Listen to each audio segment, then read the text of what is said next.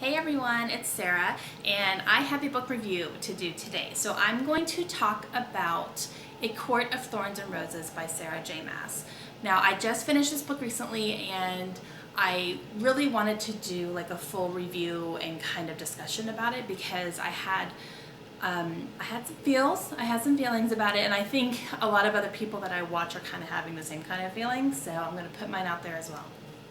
So I'll start with some non-spoiler stuff, kind of give you the premise of the book, and then I will go into some spoilery things. So if you haven't read it yet, I'll let you know when to turn the video off. So let's get started.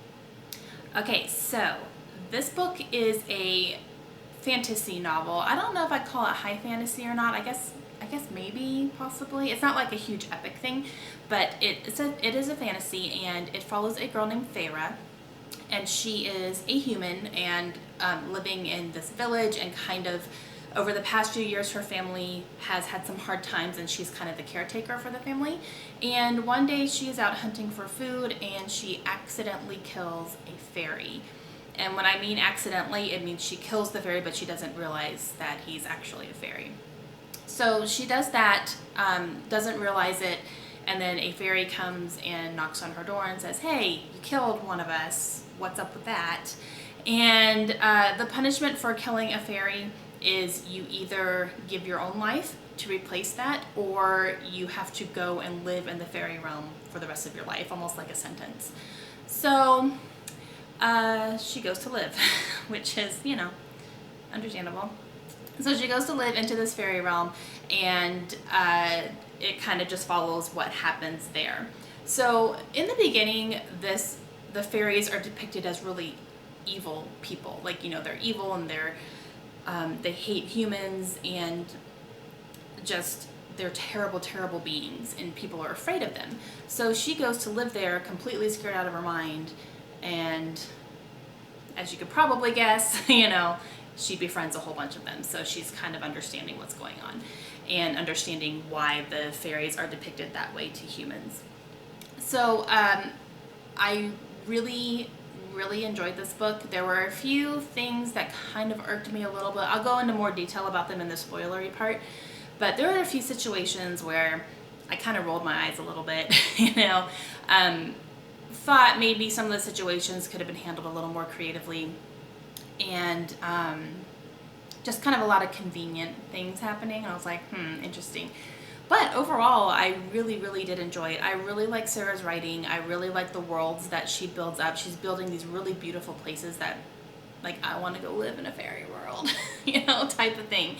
And yeah, I really enjoyed it, and I'm very excited to see where the series goes. So it's going to be a series, and from what I'm understanding, there's not a ton of details out about it yet, but from what I'm understanding, the books are going to follow different fairy tales. So this one was a retelling of Beauty and the Beast. So there's the Beauty, Tamlin, who's the main fairy in here, is the Beast, and he really is a beast. Like, he can turn into a wolf, and he doesn't have a ton of control over it. And he has a curse put upon him and his kingdom. So very beast-like, she has to live with him and stuff as a punishment. But I thought it did a really good job following that kind of Beauty and the Beast storyline. There were a lot of factions in there that were the same. So I'm interested to see where it's going to go from here, because it left off with some questions. There were some unanswered things. Technically, it could be a standalone, I think. Like, if it had ended, it would have been fine. But there are some questions that a lot of people are asking, and with one character in particular. But so I'm interested to see in the next book if it's going to continue with the Beauty and the Beast thing, or if it's going to be a different fairy tale altogether, like the same characters but follow a different type of storyline and a different fairy tale. So I'm really interested to see where this is going to go. But overall, 4 stars. I really enjoyed this book, and I'm very excited to see the next book in the series and how that's all going to play out. So that is my thoughts on this one. I'm going to go into spoilers now, so if you have not read the book and you don't want to hear anything spoiled or anything like that, go ahead and turn me off. Just cut it. Done. Hope you guys have a great day, and I will see you soon. Okay, spoilers. Now, the big issue that I had with this story was the situation that Tamlin was in as far as his curse goes. So it was, I don't know.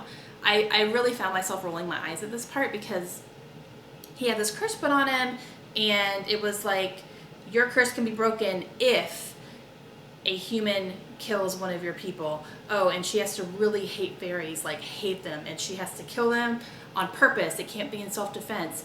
Oh, and she has to come and live with you. Oh, and then she has to fall in love with you. It was like their exact situation, and that bugged the crap out of me because I was like, this is way too detailed to be a curse. And I guess I kind of understand, like, Amarantha did that thinking that he would never be able to break it ever, but he did. But it just kind of, I don't know, I really just, in that scene where Alice was telling her all this, I was just kind of like, what? Like, this is exactly the situation they're in. This is not, no. So, I don't know. That part actually really bothered me. That's the only part of the story that I really just did not like. And there were a couple other things that just kind of made me go, like, I think Farah was trying to be a badass, but she really just wasn't. She's a human, and you're in a fairy world where there's magic, and things can kill you like that, and you think that you can just go up. She kept saying, I can hold my own. It's like, no, you can't. You're a human.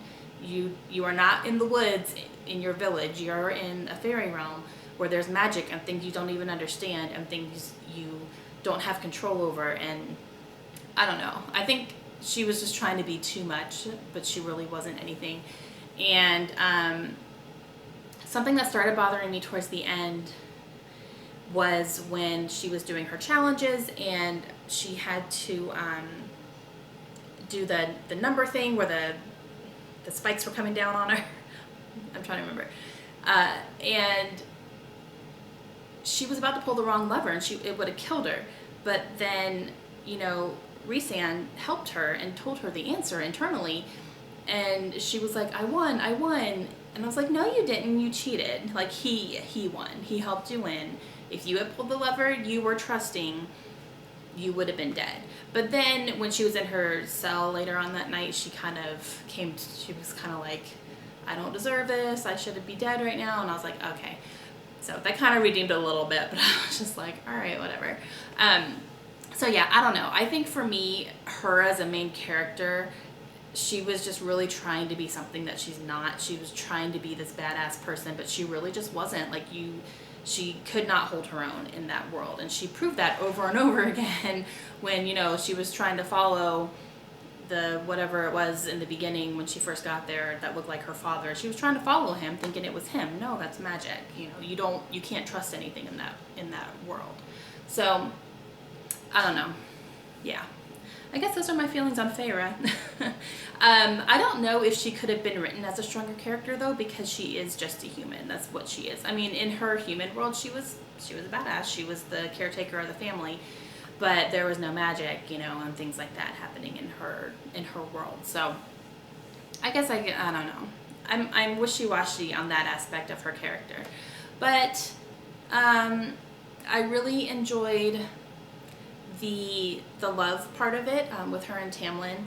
I heard someone say it was kind of insta-lovey, but I don't agree with that at all. I don't think that was insta-love. I think it was, I mean, it took her time to warm up to him to even be able to talk to him in a nice way because she was terrified of him,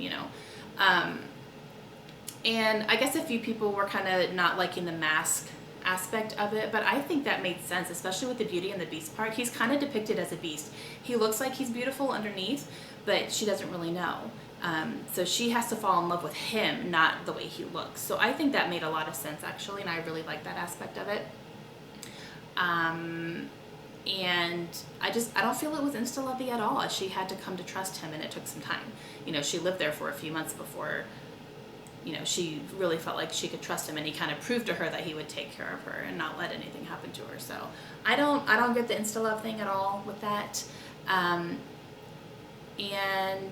a lot of people thought Tamlin was a little aggressive sexually, but I mean, he's a beast. Like, he really is. He he has like wolf-like instincts now because he has that curse on him. So I don't know. And she was kind of a little rapey herself, so she wasn't really backing down from anything either. So there's that.